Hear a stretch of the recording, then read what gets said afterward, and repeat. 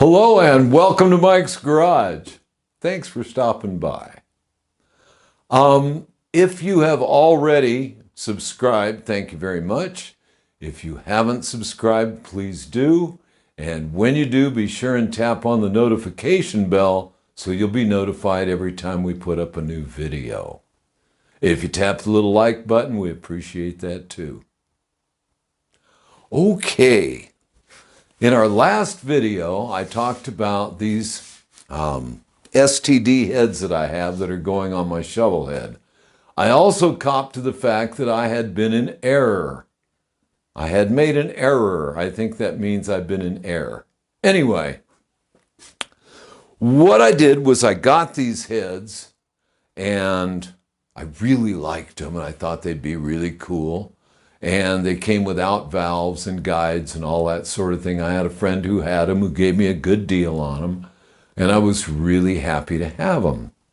Now, I was using quite a bit of cam in that motor, quite a bit of lift, and so I set up the valves accordingly. When I say accordingly, this is as if I were using stock heads. These heads didn't come with instructions or anything, and I screwed up.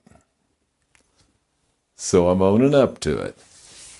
I couldn't figure out what was wrong with the motorcycle. It just didn't feel right to me. Everybody thought it sounded great, and it didn't feel right to me. And I kept going on and on. It just doesn't sound right. It doesn't feel right. There's something wrong with it. Finally, I pulled the heads off. And I took them to Dave Mackey Engineering and let Dave have a look at them. Dave's been helping me out and educating me for, I don't know, about 30 years anyway. And what it turns out is I had allowed enough travel for the valves. But if you look at these chambers, these are pretty cool chambers. You can see how they're shaped. And what it is, the geometry of these heads, as far as the rocker arms and all that is concerned, is different. They actually sit a little deeper in the heads, which wouldn't have been a problem if I'd used stock rocker arms. But I used roller rocker arms, which I'd been happy with for years. Happy enough that I ran them long enough that I put new rollers on them even. Well, the valves ended up being too deep for the roller rockers. So when you set up your rocker arms in a Shovelhead rocker box, you can't see them operate. And I didn't realize it, but what was happening is they weren't striking the valves properly, lining up right on them, and this thing was starting to hurt itself. So I had Dave and his guys go over them, and they cleaned them up quite a bit, did a quickie valve job on it, replaced one valve, just did wonderful things. And while I was there, I said, hey, I've got this cam here, which I think is an experiment. What do you think of this? And they got all excited and set it up to run that cam.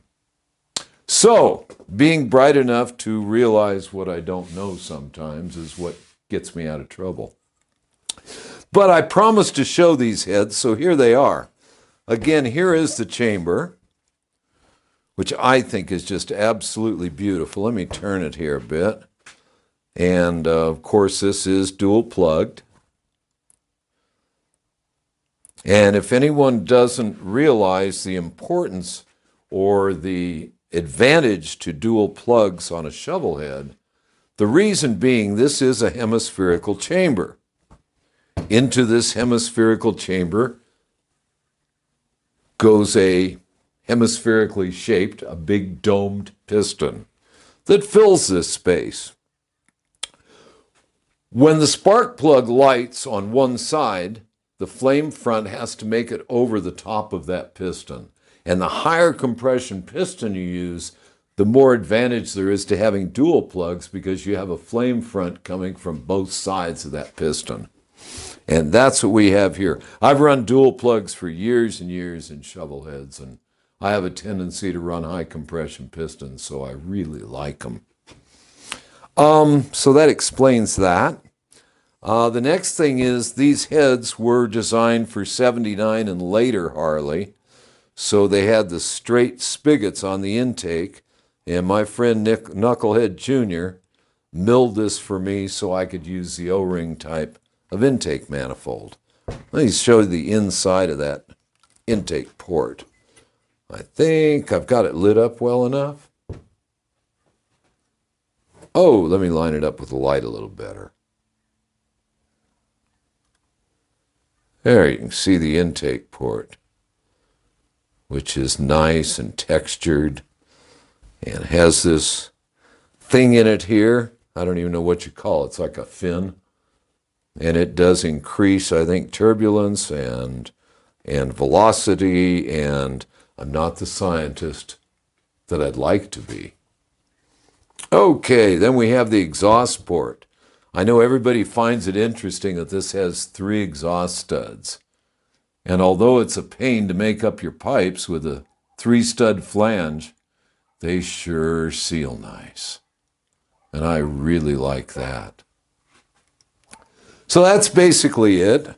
These are some nice, beautiful black diamond valves. And these heads are about ready to put back on my shovel head and see how it runs. I'll be putting these on. I'll be changing the cam.